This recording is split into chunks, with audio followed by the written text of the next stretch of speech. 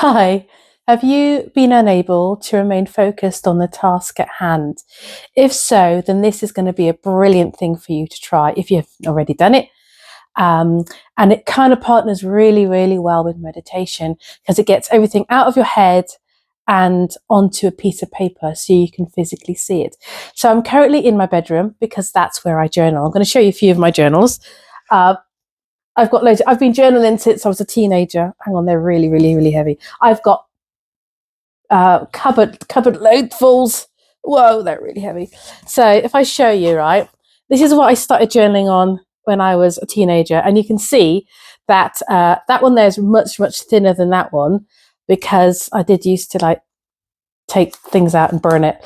But I've had like nice journals that look really, really pretty, and this is the one I currently have upside down, and it's covered in sand from when I was in Mexico. So we're going to talk about why journaling is important and why using colours can be really helpful and why writing by hand is way better than typing. Although if all you can do is type, then that's fair enough because I know there's a whole generation who typing comes much more naturally than handwriting.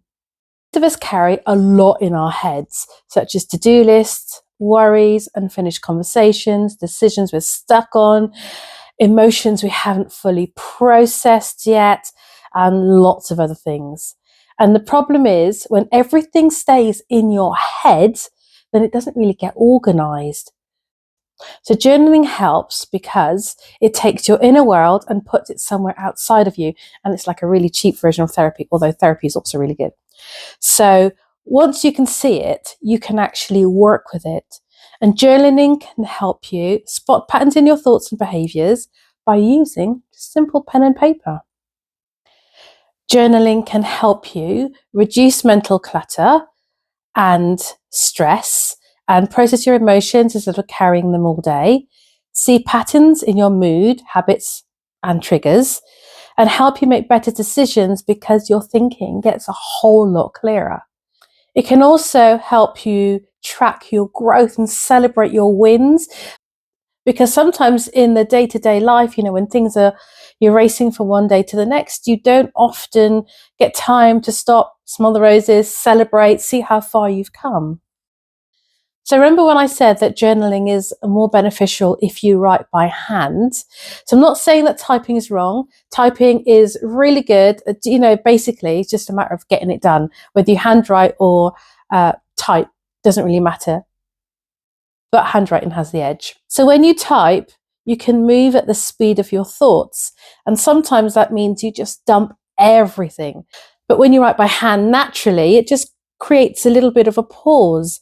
And that pause is when you make your words make sense. So you summarize it and you reflect because it's not like a computer where you can just go back and change words and autocorrect spelling and remove this and add this and do all that stuff. You have to do all of that in your head. So when you put something into your own words, your brain tends to remember it better if it's had to do that grammatical processing and stuff. Secondly, handwriting is thinking with your body. So your brain isn't just forming sentences, but your hand is also moving. So there's pressure and rhythm and spacing, and so it becomes a whole sensory experience. And that can help your journal feel a lot more real and much more grounding. And the third reason, emotionally, handwriting creates a much calmer space in you because it's slower, it's less screen based, and it's one page at a time. So a lot of people who start journaling and then they stop don't do so because they don't care and they don't think it's worth it. They might stop because they think it's too long or too deep, or it has to be perfect and it has to be beautifully written and I have to be able to read it. You do have to be able to read it. But as long as you get the gist of it, you don't have to be able to read every single word. The idea is that you just sometimes you just turn up for yourself. You're doing it for yourself. And if that means just you write one line, then one line is what it is. Just keep it really, really simple and doable. So prompts are everything. And sometimes I've used them when I've been really stuck or when I've needed to restart again. So here are a few that work almost every day. So right now I feel, fill in the blank, because fill in the blank. So what's taking up the most in my headspace right now? What do I need to do today? What am I avoiding? If I was to pick one win from today, it would be, and if I could make tomorrow 10%, or if, that seems a lot, 1% easier, I would. Now, prompts are really good because they remove that whole blank page problem when you're kind of going, well, I don't know what to write. It's like a whole book of blank pages. Where do I start? So if this helps, please just go back and screenshot the prompts so you can use them when you journal.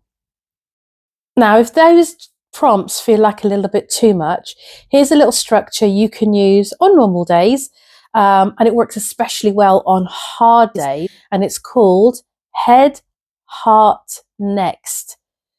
So basically, head, what's in your mind?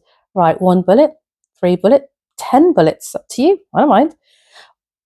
Heart, what are you feeling right now? Again, write 1 sentence, 2 sentences, 3 pages. It's up to you. No perfect wording needed. Just keep writing. And then next, what's one small step I can take later or tomorrow? You don't write the whole plan. You just write one tiny little thing that you can actually do. So this is powerful because it takes you from overwhelmed to clear, and then on to gently forward.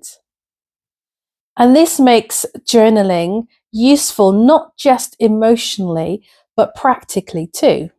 So if we talk about colour, I love colour. Now, there are people that write in lots and lots of colours and they draw things. There are so many ways you can journal. Then there are so many different journaling books that can be pages of completely different prompts, or they could be just lots of coloured pages with things to colour, things to draw, things to do, things to help you process what's going in your mind. But I just like to use 3, maybe 4 different colours. So I will write, I will mainly try and write in blue because blue stands out a lot better than black on white pages with like black lines. And then I will kind of use red for like, woo, the aha moments, or the things like, and you really need to remember that because that's come around a few times and I haven't remembered it. And I like to use green for things I've done well, or things that have made my day easier that I need to remember for next time. So the idea is, don't use lots and lots of colours, use a few colours. And then when you're going back through your journal and you want to see your aha moment, you don't need to go through every single page. You could just go for the colours and it makes everything so much simpler. That's my idea anyway. Now, if you say, I'm going to commit to 20 minutes every night and I'm going to write for 20 minutes, that sounds like a lot of pressure. But if you say, I'm going to write for 1 minute, or I'm going to do 1 prompt, or I'm just going to write down 1 feeling, then that allows you to write more, should you wish to, or to go, yes, you know what, I've achieved that. I've written that 1 thing. That's it. I might do a bit more tomorrow, might not. It's up to you. But at least you've turned up for yourself. You have followed through on your commitment because you've made it simple. So there is no right and wrong way of journaling. It's just about showing up for yourself and writing something that reflects how you feel, what you're thinking, what you're going through, your hopes, your desires, your dreams, your goals. It could be a doodle, it could be anything. There are so many different ways to do it. Just show up for yourself. Help yourself process better. And again, anchor it to something that you are already doing. Make it easy and simple for yourself. And remember to reframe your mind, relax your mind and body, and so you can restore your inner peace. That's it for me. See you later.